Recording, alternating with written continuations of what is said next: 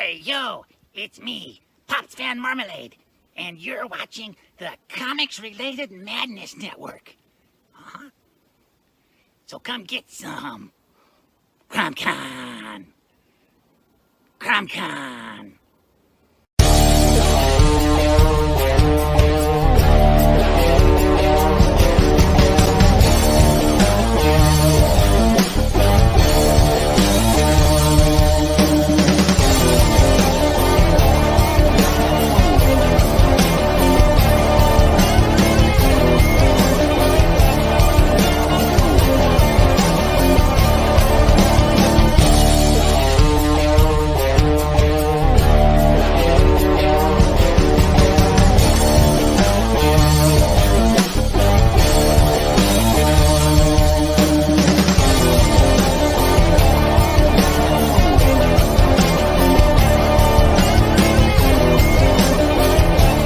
Madness Entertainment Group presents the Madness Comic Network with original programming and additional comic-related content. Hey, we want to shout out to our sponsors, Daytona Beach Comic Con. If you are a fan of comic books, if you're a fan of comic book conventions, and if you like meeting comic book creators and getting comics and comic-related stuff, then you need to make your plans to attend Daytona Beach Comic Con. This year's show is September 9th and 10th. Silverline will be there, so you should make your plans to be there too. We'll see you there. If you like comics and find yourself in the Orlando, Florida area, doesn't everyone come to Orlando at some point in time to see the House of Mouse? But when you're here, you need to make it a point to visit Coliseum of Comics, especially the one on East Colonial Drive.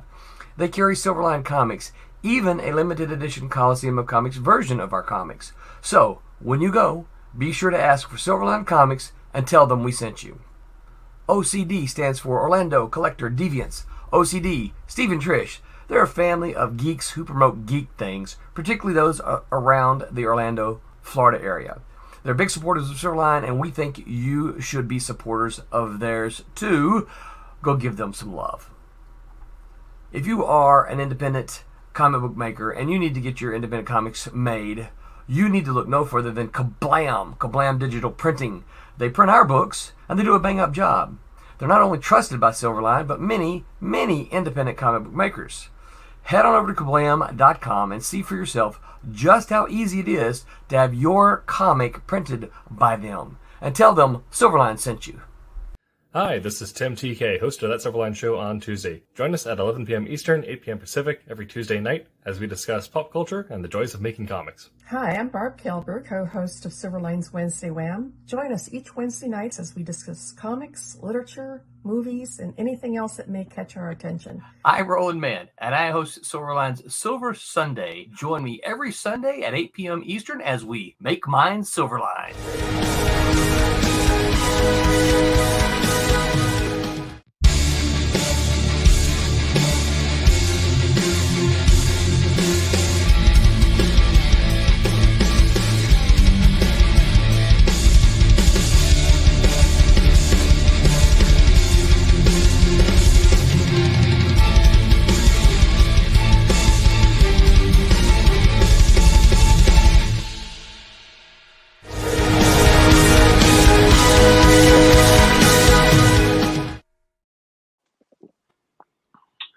Good evening, Wednesday Whammers. We had to begin again. We are so sorry for the delay. We pushed the button and it didn't start, so we started again. So here we are, live and kicking from our various offices. This is such a great show. We had to start it twice. We had to make sure we practiced it first. Yes. So, anyways, welcome. So, welcome. We have the venerable artist Rob Davis drawing at the board. We have John Middich III, the writer of Sniper and Rook. And there's me. I am the colorist on Wolf Hunter. And yes, if you are looking for excellent comics, fulfilled comics, and comics now available from Diamond Distributing, previews, and your comic book shops, you can go ask your comic book shops, please carry Silverline. You go ask them and tell them we're in the previews. Pick up our books, grab them. And the first, I think the first series that's up and running in Diamond is Trumps, which is a fantastic series. Yep. And very, very, very fun book. And it's not about Donald Trump. It has nothing to do with Donald Trump. It has everything to do with the card game called Trumps. If you play this game called Trumps, this comic book will make all the sense in the world to you. If you've never played Trumps, you're going to want to play Trumps after you've read this comic, because it sounds like a fun game. It's completely based off of that. And Roland Mann, the head honcho and CEO of Silverline, has written that, and it is a fun romp. Indeed. All right, gentlemen. So our topic this evening is 3D villains. How do we make a villain three-dimensional? And how do we make them interesting and not flat? And we had started discussing the ins and outs of how to build this character like this. So, ladies and gentlemen, we will attempt to figure out how to make such a character, and maybe if we're up for it, maybe we can create some villain from scratch and do some noodling and see what we come up with. Does that sound like a plan? Absolutely. Yep. All right. Yep. So I initially started off the conversation with the Joker's the preeminent villain in comics, but how do you create something that's outside of that? How do you create something that's not him? Well, and as we were discussing when we thought we were live, we were talking about how the villain should be a cracked mirror reflection of the hero in some fashion. And in the case that we were talking about Spider-Man, and how I think Dr. Octopus was probably the first real dangerous nemesis for Spider-Man, but then after the Green Goblin came along, he kind of got surpassed. But I always think of Dr. Octopus as the quintessential Spider-Man villain. But and every villain that he has, at least early on, was creature based in some fashion. There was the octopus, there was a goblin, which is kind of a creature, and then there was the the lizard, and what was the other? Scorpion. That's the one I was trying to remember. And you would think the Scorpion would probably have been, if he'd been written a different way, could have been the quintessential, because he kind of makes sense. He's an arachnid-like character as well, like Spider-Man is. But it just matters who was writing what at the time, and how he worked or didn't work with the public. And I think Green Goblin was such a sadistic. He had these plans going on, and his plans were in the background for several issues before we even found out, even had an inkling of who he might be. And as I understand it, some of the difficulties between Stan Lee and Steve Ditko, the two guys who created Spider-Man, they had differing opinions of who the Green Goblin was going to be in the end, what his secret identity was. So I don't know what Ditko thought it was going to be, but since after Ditko left, it turned out to be who it was. Then, but there was some sort of discussion between them as to who was supposed to be it, and there was that was part of the breakup, I think, is what I've been told about when Steve Ditko left, amongst other things. But yeah, how do you create a three-dimensional villain to go up against your hero? And a cracked mirror version. When we first started talking about this, Rob, when we had our initial run through, I thought it was really interesting because like you and I both pounced on this, and we both agreed with like the cracked mirror idea. But I'm a writer, you're an artist, and we both looked at the same concept, but different aspects of it. you went visual. All right. So Spider-Man, spider, arachnid, you got scorpions, you mentioned vultures before. You know, That's the one I missed. chameleon Yeah, was an vultures. issue 1, for God's sake. You know, I was thinking, you know, creating the villain, not so much the name or the visual, but the how did they come to be? How did they get the powers?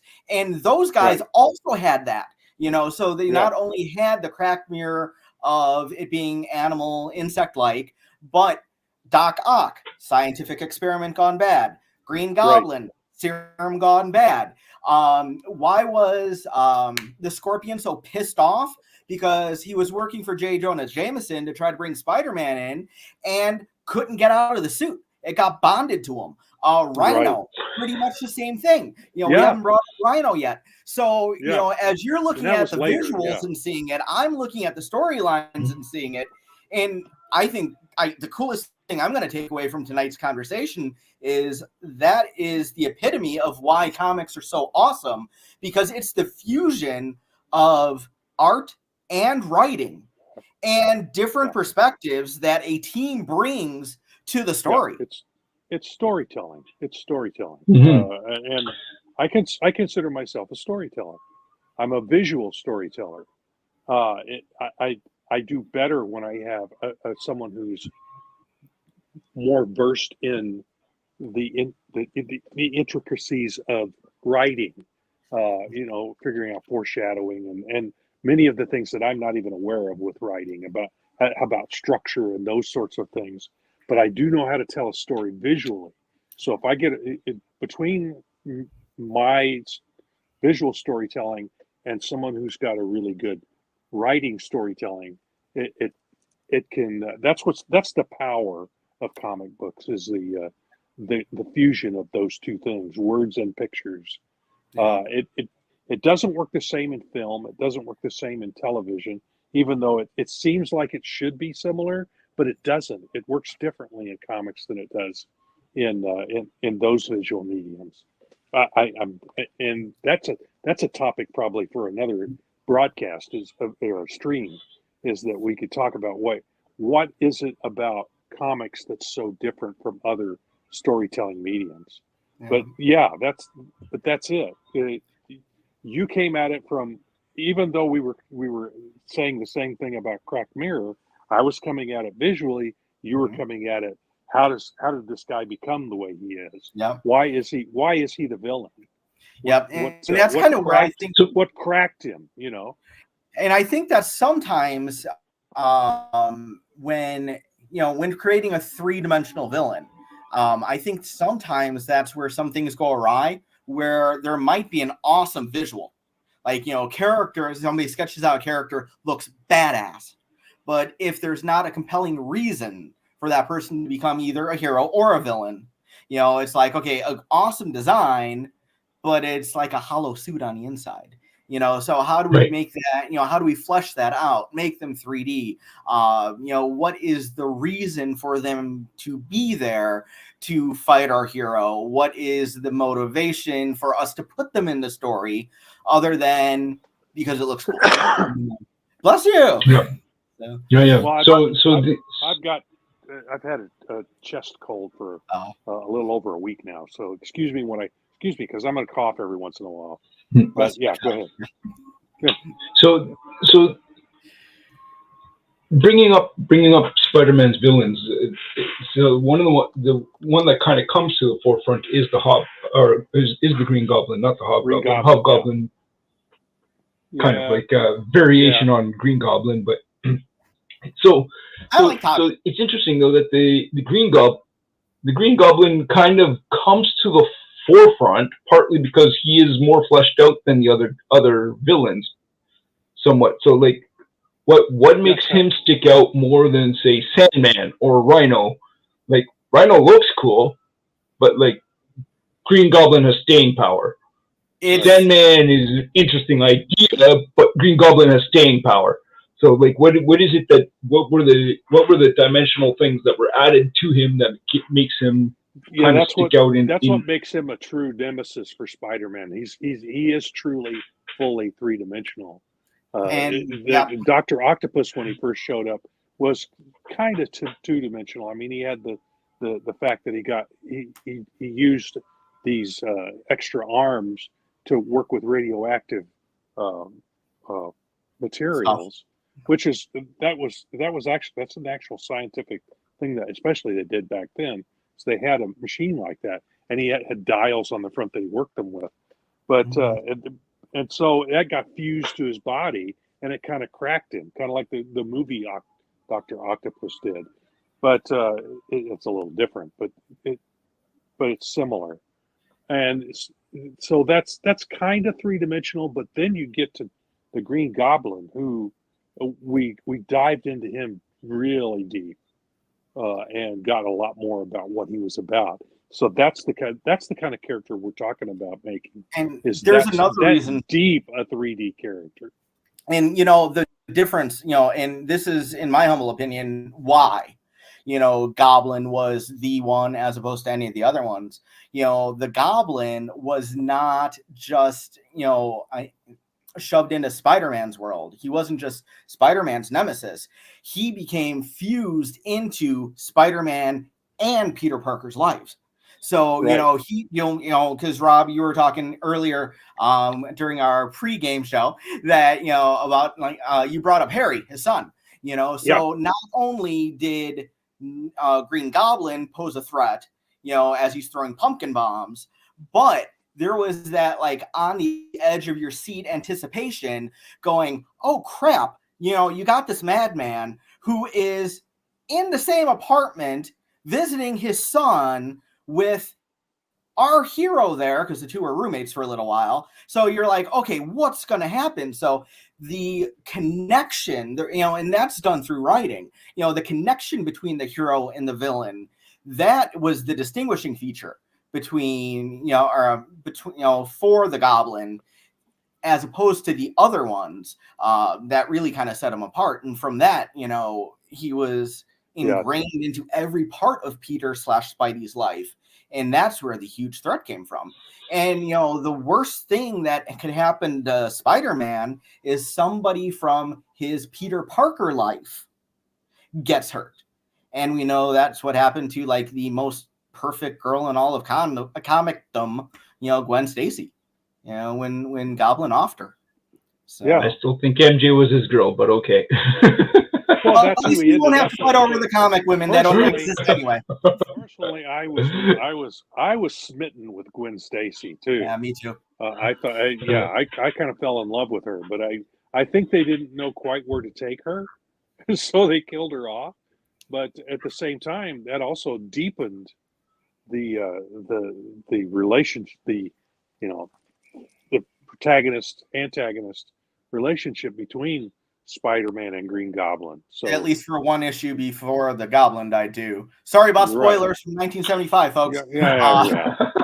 And if you haven't seen in the movie, until they brought him back too, that was one of them that stayed dead.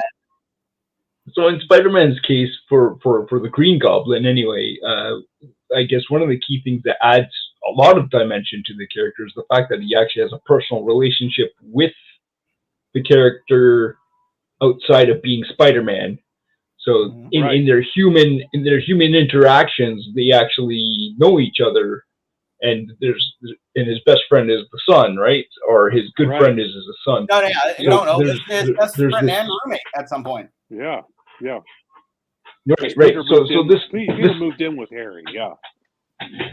So adding that personal immediate connection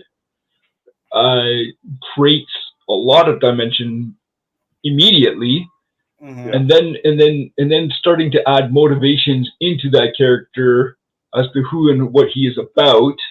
I'm not 100% sure what was his motivating factors other than all the comics I ever read. He was always in character as the Green Goblin, so I never really caught on to what his business. I knew he was a businessman. The movie with Tobey Maguire came pretty close to how it was in the comics as well. He was he was a scientist, and he was also a ruthless businessman. And at some point he cracked. I forget whether it was actually It was because of in the the serum. movie. It was because of in the movie. It was because of the serum, and I'm thinking that's Comics too. also true. Is that I couldn't remember? It's that. I mean, this is I was a little Spidey was kid. my bully growing up. He's the reason I started collecting I was series. but I haven't read those books since I was a little kid, so I didn't remember exactly what the whole thing was about. But yeah, I figured it was similar to the movie. But yeah, and we can also just to throw something in because I thought of it here as another one of the greatest Marvel villains ever is Doctor Doom. And at first he's just a guy in a costume in an iron suit, but once we learn his origin, he and Reed Richards were roommates in college. So again, there's the roommate in college thing that kind of And melts them together. They had competition, and they were rivals. Yeah, and the whole superhero world is interesting, and it's kind of hard for some people to wrap their heads around about dual identities, because how many of us run around the world as two separate people with two different identities and two different personalities? I mean, it's not very it's not very common, right? So the whole idea of how you look Peter at it, Parker but yeah, is separate from Spider-Man, or going along with oh crap, I just lost what I was gonna say. Rob, which one were you saying? Well, I kind of agree with that. Is that most people don't run around with, dressing up in a different costume. But I kind of subscribe to the whole idea that depending on who we're with, we show a different face to everyone. True, absolutely. So there's the me that's in here, that I know. But there's also the me that I show to everyone around. And it changes because of who I'm talking to, because of the relationship I have with them. I open up different aspects of my personality to each person that I know well. So in some ways, that's kind of what comic books are investigating, is the different sides of our character. And I mean, it's simplifying it into, here's Batman, here's Bruce Wayne, here's Iron Man, here's Tony Stark, and that's where we were. We were Victor Richard Von Doom versus Reed Richards, as that they were they're enemies, again the quote unquote, challenging each other prior to superpowers factoring in. And so when you have somebody that is basically a nemesis to both of your identities, right? And that have become ingrained in both of your lives, your superhero life, versus and your human, regular civilian self, that really poses the biggest threat. The problem that you have as a writer, even though we know, Martin, you had said, that personal connection to the hero, you can't have everybody connected to everybody at the time. No, otherwise, right. Stupid, like they were doing at Star Wars for a while. Like this one, make fun of it during Spaceballs. I'm the mother's brother's nephew's roommate, Arbor. What does that make us? So yeah, you've got to temper it with some villains that would have that resonating power, like goblins, and some that would be less fleshed out, like our scorpions or shockers. And then you get the ones that are completely throwaway people, like the one issue that I started collecting with, where it said, "When cometh the commuter," and it was a guy who took the train out to the suburbs. I don't even remember what that dude's name. I brought that one up on a few months back when, it was a hoot. Spidey was trying to swing from tree to tree in the suburbs, and he ran into a cat or something. It was bizarre. So, for a good story, I don't think I was reading Spider-Man at that point. You got to have a mix, But then a connection to a hero, a mirror image of the hero, broken mirror, either from origin or from belief structure or something, and the best heroes will have an assortment of awesome villains from different areas and aspects. Yeah, that. Like the Mole Man for the Fantastic Four, who was the first villain they fought, and then Doctor Doom later, and the Submariner, and then we had Miracle Man, and we had Infant Terrible, and it just it just seemed like, especially in Fantastic Four, Jack Kirby and Stan Lee coming up with just these great different villains every issue. Now every once in a while they'd have a clunker, but it would be just a toss off for that issue. But You know what I remember there were most so about- many great villains created back then. You know what I remember most about Submariner? About him having a thing for Sue Richards. Yes, yeah. So again, there's it's the that villain connection again, you know, messing around with Reed Honey. Yep. the entity. Yeah, so Rutrow. Okay. Okay, Did I lose you guys? Do you guys lose me? Yeah, no, you're No, back. Yep. You're glitching a little bit. It's no big deal. You've Yeah. been glitching all along. Max, So- we just have to start calling you Max Headroom. I can go get my So card.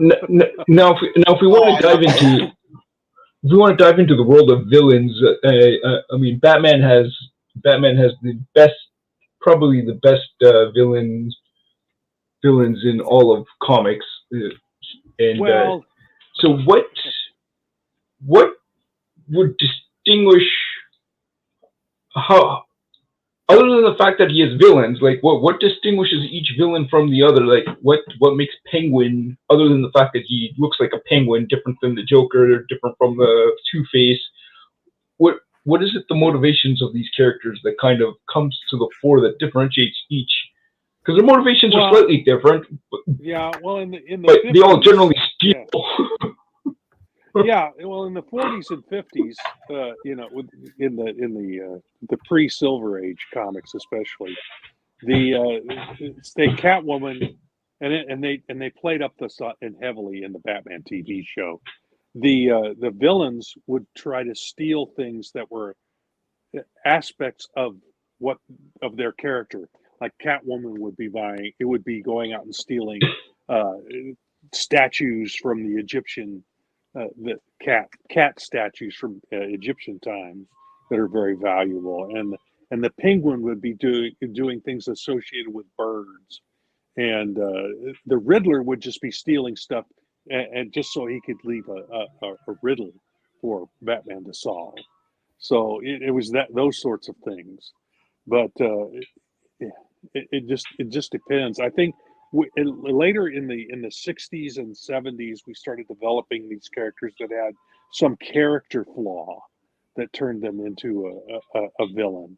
Like in the case of Dr. Doom, what put him finally over the edge is an explosion put a big scratch on his face, and he cracked because he was so vain that he couldn't handle the fact that he had a scratch on his face, and he tried to blame Reed Richards for it because Richard tried to warn him about it, so about that he was going off into territories that he might blow up the school, and he ended up blowing up their room and scratching his face, and he goes staggering off and goes, and so that's when his mirror cracked completely. He was not a good person before that, but he turned into a supervillain at that moment when he scratched his face. Now he eventually got the hot mask and really scarred the crap out of his face, but that was the thing that put him over the edge. In the case of Dr. Octopus, it's the fact that he became attached to those arms, and that's when he cracked. And the Lizard cracked when his serum to try and regrow his arm turned him into a lizard type creature, so he became a lizard brained person at that point. And when we get to Clayface with Batman, that's also a chemical that altered him, and that cracked his personality. So yeah, it's some precipitating event or something about their personalities. Whereas before it was a gimmick. It was a gimmick. What gimmick can I'm going to go steal cat things because I'm Catwoman. You know, I'm going to go steal bird things because I'm Penguin, and those sorts of things. Yeah, I mean, they're all kind of cracked. But they've completely matured, and the storytelling has certainly matured. Especially, you cited the Batman TV show, which I grew up on reruns of that. I love that show. I've got the DVDs. I got the Blu-rays. I didn't realize it when I was a little kid, but it's comedy. It's satire. It's comedy. But I thought it was serious. But then toward the end, I'm going, wait a minute, they've worn this out. I had a serious crush on that Batgirl. We'll go there. And I don't think anybody else didn't, though. So, yeah, she was kind of gorgeous. One of the things that Barb, our Empress of Inks, had said in the chat, make sure that we bring up, and I had thrown in the chat, I'm like, ooh, I have a difference of opinion on that one. So this could be something that we could talk about. Barb had said, and I've heard this one before, and she makes a good point, that some of the best villains in current writing are ones that you could empathize with. The ones that you could actually have feelings. They have a reasonable, quote unquote, reasonable reason to be the way they are. And any one of us could be that. Yeah. Yep. And I get scared with that, because teaching, I've got a background in history. So, through the years, to understand history, you have to understand the people who are doing things. For example, and one of the things I'm doing right now is I'm trying to explain to a lot of people, throw it out there, Vladimir Putin. A lot of people are saying, he's evil, he's bad, villain, right? Well, I could explain to people why he's doing what he's doing. Yes. I could make a logical explanation, and everybody goes, that makes sense. That sounds good. Now, It doesn't validate why he's doing what he's doing. It does not say I agree with he's got the underlying reasons for what he does. I don't agree with them, and most people don't agree with them, but he's got reasons for doing what he does. Empathizing with all villains, that and we see it in the real world, and I think that's why I'm so sensitive to it. As media is having us sympathize with villains, and as media and real world start meshing more and more, kind of like you were talking Max Headroom with me glitching earlier, it's like, where are things starting and where are things ending? There seems to be like only gray lately, where it's like, we can't call evil anymore. It's like, that's messed up. So I when I write, I try to the problem is drawing the line where something crosses from being bad to evil.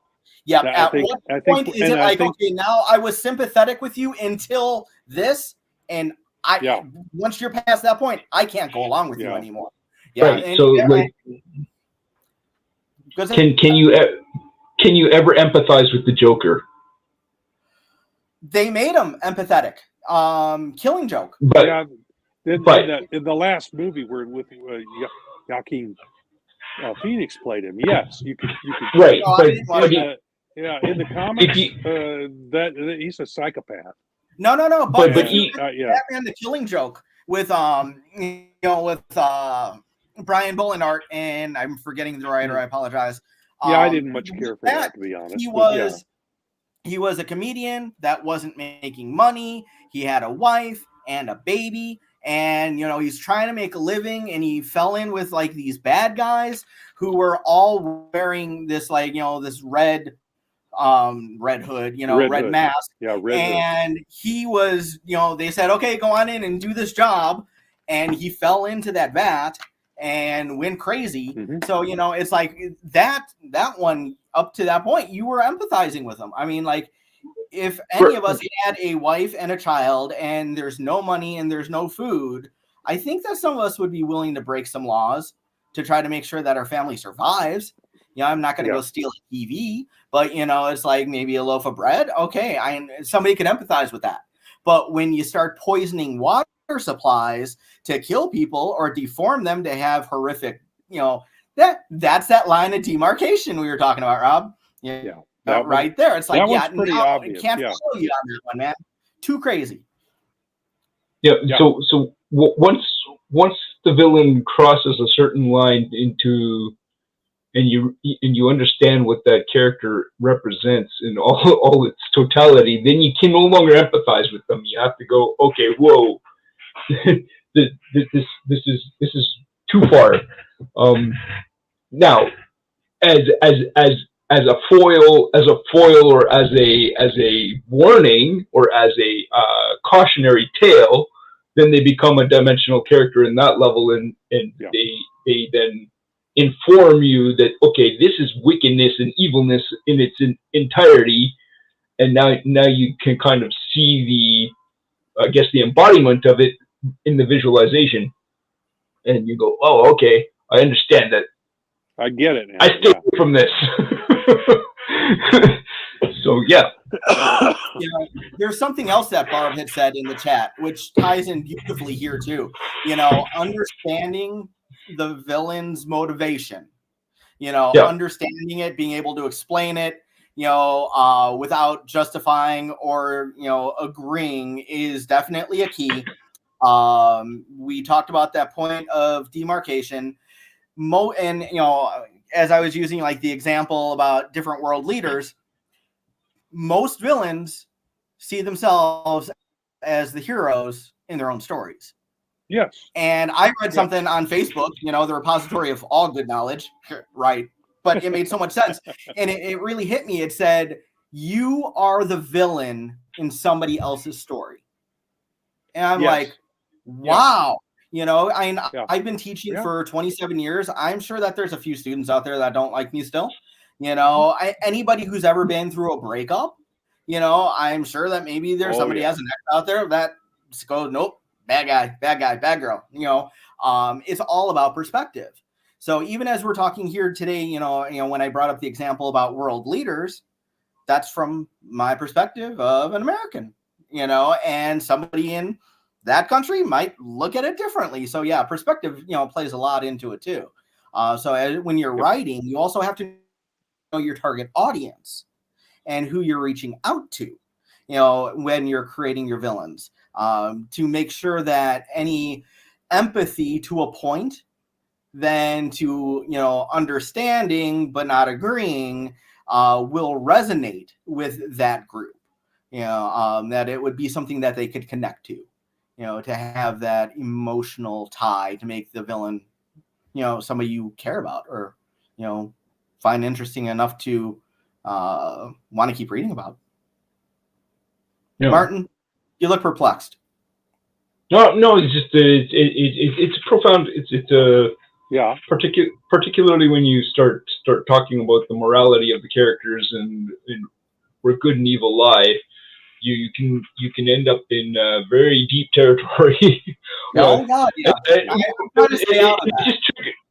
It just kind of triggered a thought that there's some movies that I've seen where I'm not sure if that's the intent of the movie, but the intent of the movie, or sorry, the seeming intent of some movies that I've seen, I don't remember them off the top of my head, but there's some movies where I went and I watched it, and then after I left, I was like, was the idea of that movie to make me actually empathize so much so with the villain that I'm supposed to now internalize the idea that I can do this too?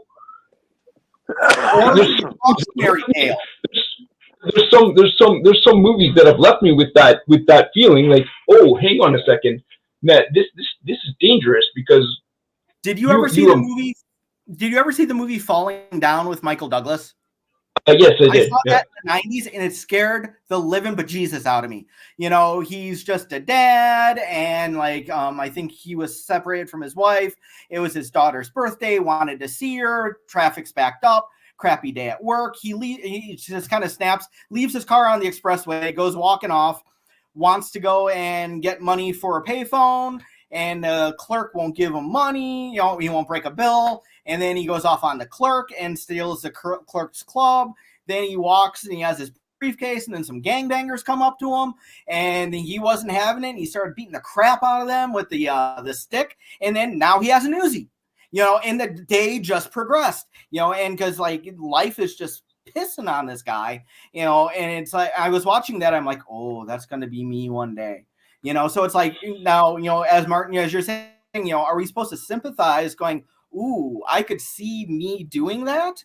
Or is it a cautionary tale of, wow, things could be a slippery slope quickly Don't Right. allow So yourself to come to the dark side of the Force. so in that case, that's a cautionary tale. But there's other movies where they leave it more nebulous, right? And you walk out and you stand there and you're like, hang on a second.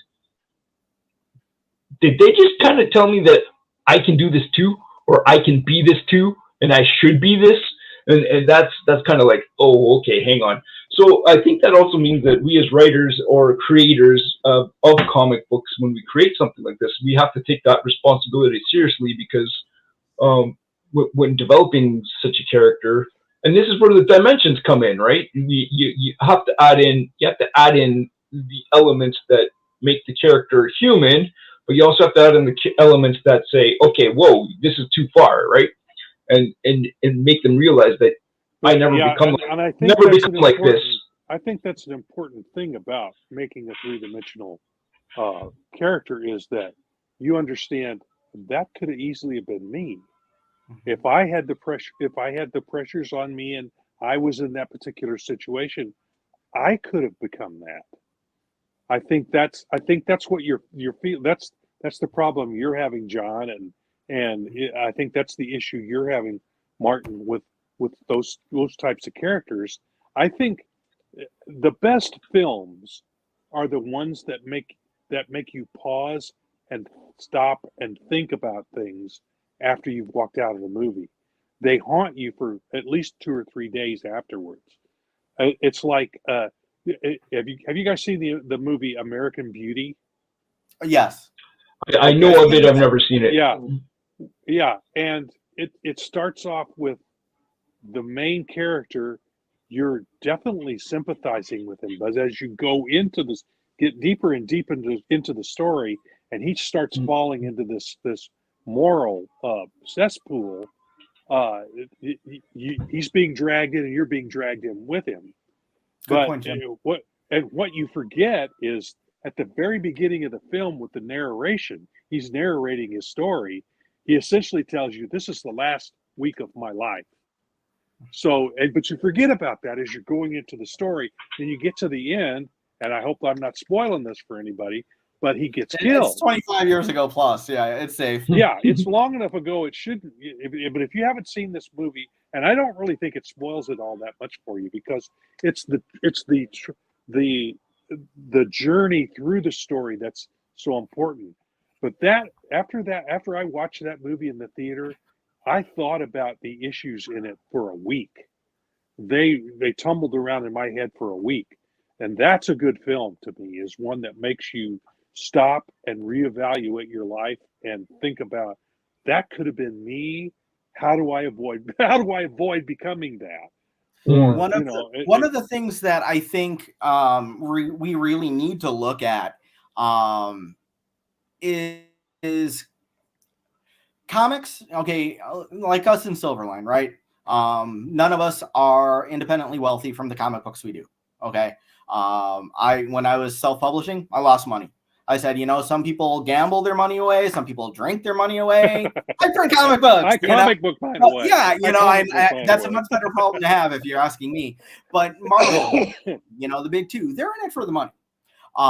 And there's a saying, that villains don't sell comic books. And yes, I know Joker had one in the 70s.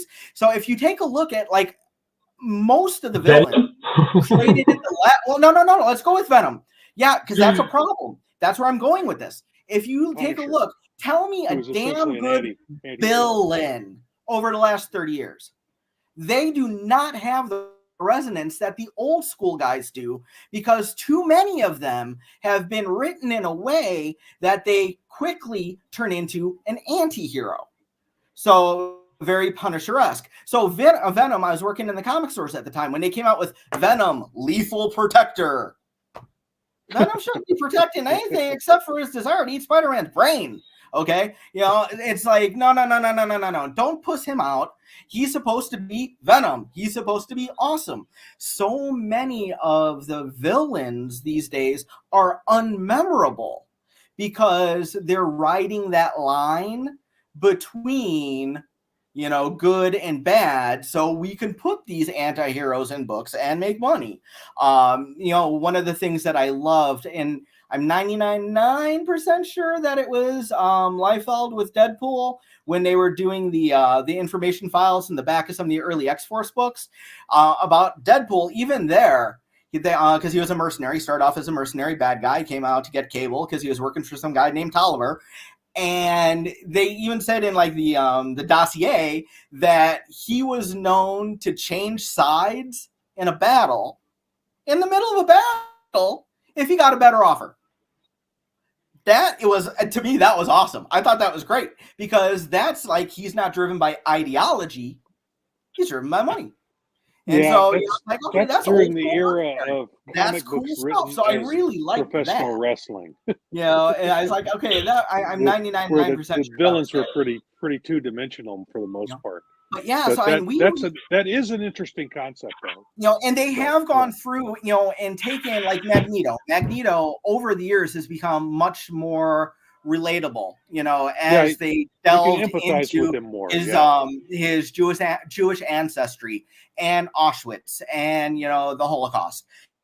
So that made him much more relatable. And these days, Magneto is absolutely, we could sympathize and we can empathize with him on that because that was horrific. I mean, that's always agree with him. Humanity ever did, but when he was originally created, there was a clear line of good, bad, and then as fans started writing and adding flavors to characters to flesh them out more, to make them more 3D, the fact that they were already established, as good, bad, allowed people to play around with that ambiguity, as opposed to creating a villain from scratch who's designed to be ambiguous just so you could put them in a book and make money.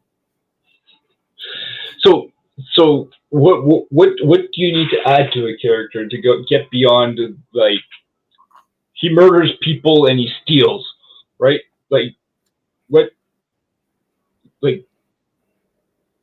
is it that adds the extra dimensions that you've alluded to some of it already, but this is kind of where the rubber meets the road, right? Like, so, okay, well, most bad guys are either stealing something, or either killing somebody, or they're, what's their basic motivation? So motivation, is it greed and morality. Is it greed, or is it revenge?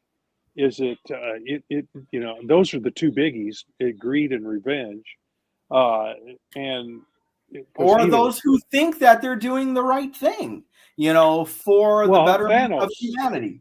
Thanos, now, if we want to go, so Thanos, what's Thanos' motivation? What's he about? He's gone around. He's a conqueror.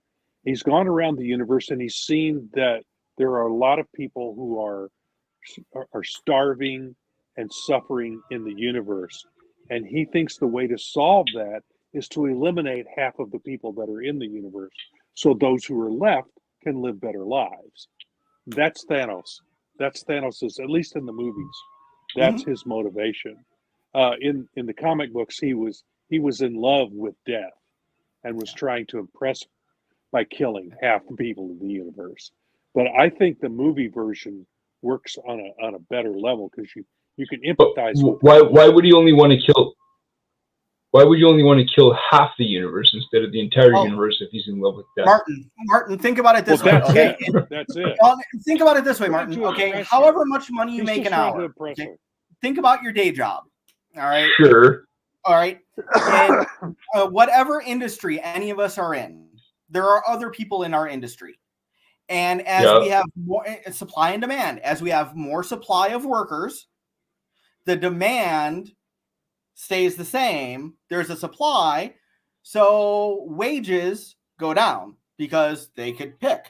So if we snap half the people gone, wages go up because now there's competition. Right, but and there's the resources. Think about how many people don't have essentially food doubled and the resources. Water. Now the natural resources are being used by only half. Here's the flip side of that. What that a good person would think, okay, well, that we have too many people, then let's double the resources.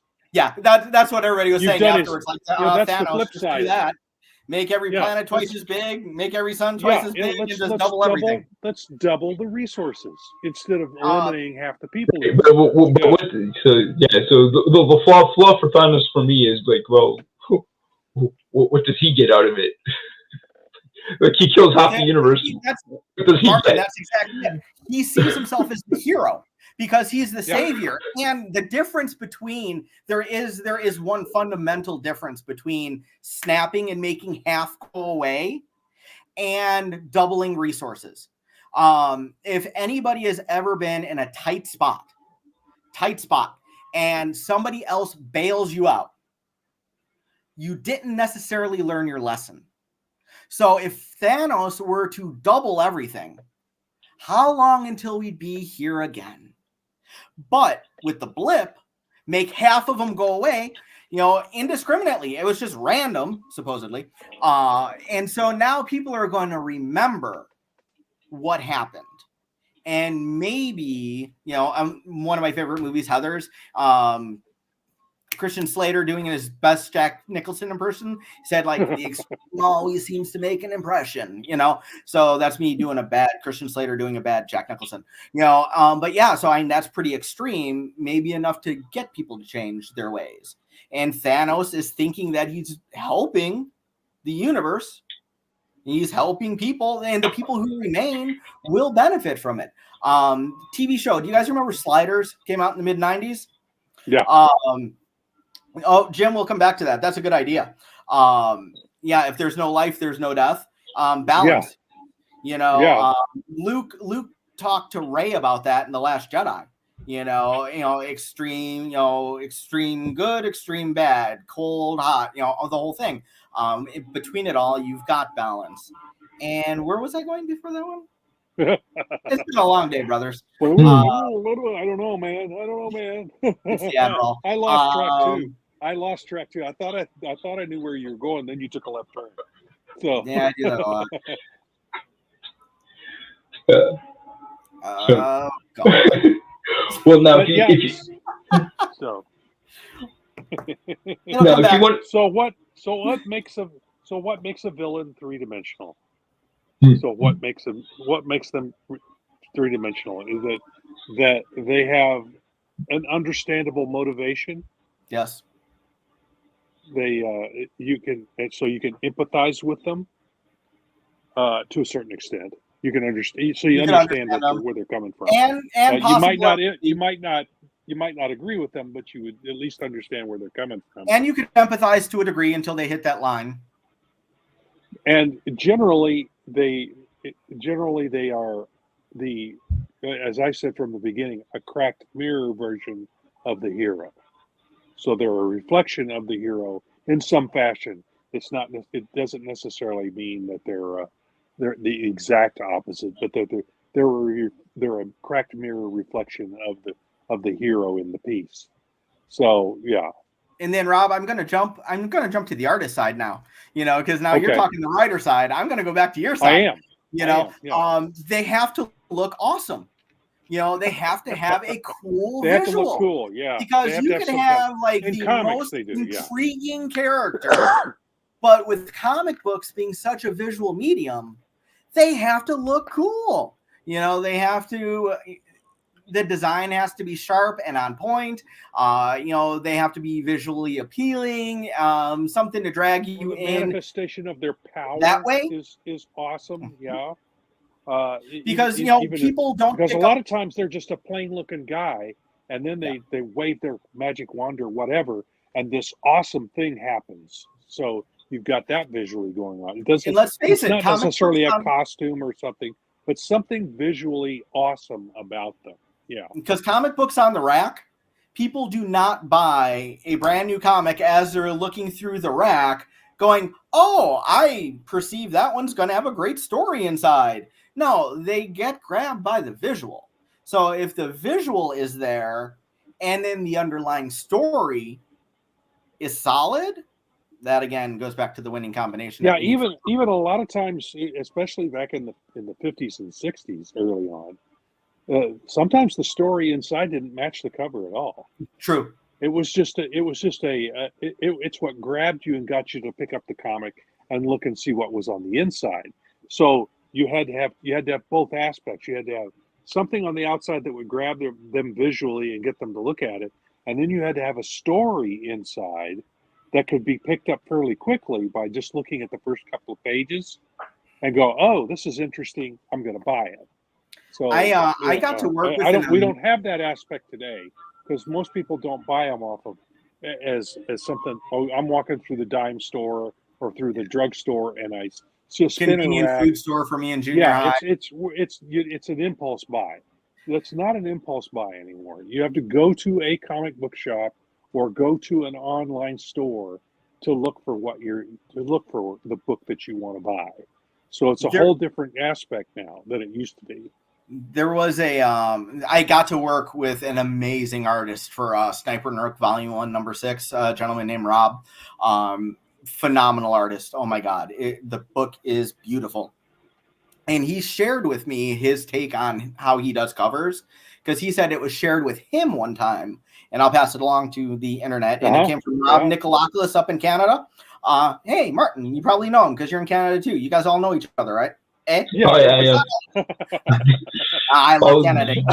But what Rob said that he heard and loved, and I've passed it along for 20 some years, is as an artist, you should make the cover be the panel in the comic book that you wanted to draw, but you didn't have the opportunity to.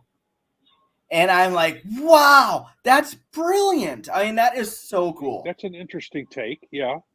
Or I generally, on my covers, I'll usually take a panel inside the book and maybe redraw it from a different aspect to give it even more visual impact than it had on the inside of the book. Every panel should have some sort of visual impact. Every page. Yes. Not every panel has to have impact, but every page has to have impact. And every page, the bottom right-hand corner should have a mini cliffhanger to make you want to turn the page. Amen to that. Either visually or with, somebody, the character says, and then I'm going to ... Oh, wait, what's he going to do? Right. So you go to the next page. It should have a page turning, a cliffhanger aspect of that sort. Or you're so involved in the movie or in the what's happening in the book, you'll go, what's next? So yeah. There's many ways to do that, but so I don't know how much this adds to the dimensionality of the character, but when it comes to comics and the visualization, the character needs to be the embodiment of the entirety of what the idea is, if that makes any sense. Yeah. So, like when you see the Joker, the visual of the Joker, everything that the Joker is embodied in that visual. When you see I see what you're saying. When you see the Craven the Hunter, everything that you see is in that character. Animal pelt, gun, he's a hunter. Yes. So Venom, you see it's basically evil Spider-Man. Yeah. Yeah. So everything that character symbolizes needs to be there, and you know instantly what it is when you see it. So that goes to the discussion of needs to be visually awesome, right? So you need to resonate as to who and what he is, or otherwise you have no idea. Should be readable almost instantly as to what they are. Readable visually, right, Rob? Yeah, right. Yeah, That's what I mean. Read it visually. That you look at him and you go, oh, that's Dr. Doom. Oh, that's Dr. Octopus. Oh, that's or even Goblin. A new character. You see him in there, you look at him, and you're like, okay, that's a bad guy. That's a bad guy, and he's interesting. Yeah. Well, let's find out more about him. Yeah. Yes. Okay. So yeah, but that's a very good point, John, about that making the cover a panel you couldn't draw inside the book that you wanted to but couldn't because the storytelling didn't allow that particular thing. So you could take that aspect of the book and put it on the cover as a draw to get people to see it. Yeah. So Jim is making some suggestions as to what you can do with your Jim's made some composition. very good comments throughout. Yeah, tonight. there are Thank also you, tricks of composition, lighting, etc. tracked for setup, for Yes. example, like the triangle composition, and then Yeah. use the Or another one is a lines that circle. draw in the eye, rules of thirds, Mhm. etc., etc. Yeah. So Yeah, using the very stark 1 point perspective to draw you in, foreshortening, so, to You know what draw I'd you love to in. do? Because I just had a thought in my mind, and if I started bouncing to that, we'd be here another hour. And Roland says, "Don't do 2 hours," and we listen to that Honcho. Well, we I got wouldn't started mind late, so we could run a little over, but yeah, I wouldn't we're mind. already, we're a little Yeah, over. we are already at like a real hour on recording, and thank you Yeah. all for sticking with us today. We have Yes, Silverline, yes. appreciate that. Thank you. I wonder how many in what we could come up with. Let's not do it now. Let's save it for another night. Have there been Yeah, we don't have time tonight. Have there been in comics true villains, not anti-heroes, but true villains that have been able to redeem themselves enough to become a hero? I can think of one right off. I've got Rob. I've got one in my head too, and it makes me think of you. So maybe we're thinking of the same one. It could be. Yeah, Could be. It's from the Avengers. Nope. I'm talking. Okay. I was thinking about your favorite person that you seem to. He seems to be your favorite person that you've been talking about tonight. So. Okay. Doc Ock.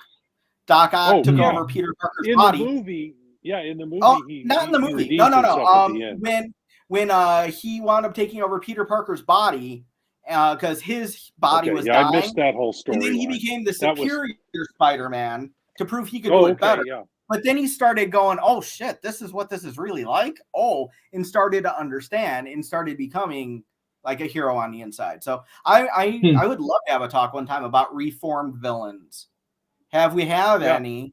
And then Sandman, like I said, I thought of at least that for another one. More in the Avengers.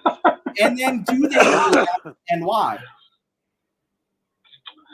All right. So I guess we've kind of walked our way through this one. Completely exhausted this, but we've come pretty close.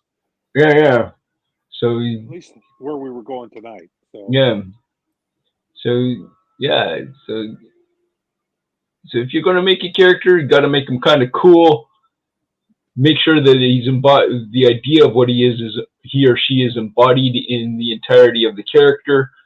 The image. Give them some empathetic elements, or at least up to a certain point where or a motive, or at least an them. understandable motivation. Yeah, an understandable motivation, and perhaps a direct connection to the hero themselves. That doesn't necessarily have to be the case, but and it seems like the bigger ones are have that sort of connection now. Like in the Joker in the first Batman film, is the one who killed Bruce Wayne's parents. I hated that they did that. Connections. I hated that so much. It took a while. I went, okay. Yeah. But I'm going to throw. Sorry, Martin. I'm going to throw you off. Just since you guys were mentioned Venom earlier and how they made him an anti-hero, and that was not the original intention. When he first showed up in those Todd McFarlane issues of ASM, he shows up at the door, knocking on the door of Aunt May's house as Eddie Brock, coming to see Peter. And again, going back to what we talked about earlier today, the villain has embedded himself in both the hero's life and the civilian's life. So yeah, that's a big part too. If they're multi-threaded villains, that have become a problem to all aspects of their life in both their superhero identity and their civilian identity, that carries some major weight. He terrorized Mary Jane. That's why she wouldn't let Spidey have his black suit ever again. All right. I missed a lot of that back in the day, I guess, but that's interesting. I did for the most part. I'm somewhat aware of that particular storyline, but yeah, that was during a period when I wasn't reading many Marvel comics. So Mhm. But yeah, there So was now, interesting stuff's happening then. Yeah. so now, if you want to be reading comics, you want to be reading Silverline books. You know why? Because we have great villains and great Trumps. heroes. And good storytelling. And as Yeah. Martin said, Trump's is not about Donald Trump. But if you like Donald Trump, you are going to love that book. And if you don't like Donald Trump, you're going to love that book. You're going to love that You- book. Everybody's going to love that book. It's a great 100%. It Yes. really is. And check out the previews. Some people already have copies of previews, and it is unlike I buy my comics online, and they've already got the previews online. So, and I've ordered it. Even though I have a copy of it, I ordered another one because Good. it's going to be a little different from the newsstand or from the Kickstarter. From the Kickstarter. Right. Yeah, And if you, so if you I'm do interested tell to see it. If you do tell your retailers, you know, hey, Silverline, you know, I'd love to check out their book. Could you please order these number 1s and 2s and 3s and 4s, you know, for my When they pull come bin? out. You know, ask your retailer, you know, can you order a couple for the shelf too? Because, you Cat know, and Mouse, not everybody's another going to great read book. previews. And these books really do deserve a wider audience. These are made with love and care for, you know, the media. Even the and the ones we storytelling. didn't work on. Even the Yeah, ones we didn't absolutely. work on. Yep. Yeah. So, I think Silverline puts out great books, or I wouldn't be doing things with them. So So here's a way to look at it. If you're missing heroes being heroes and villains being villains, look up Silverline, and we will fit that bill for you. So, all right. Well, gentlemen, it's been an interesting chat this evening. We can ponder our villainy, and hopefully we give some people insights into how to make their villains, and we will. Hopefully, you can go look up our Silverline books, look them up in previews. Ask your comic shops to start ordering the books and get them in your physical hands. All right, gentlemen, let's do this. Hang on, As let me always, just get. make mine Silverline. My name is Ross Ritchie from Boom Studios, and make mine Silverline.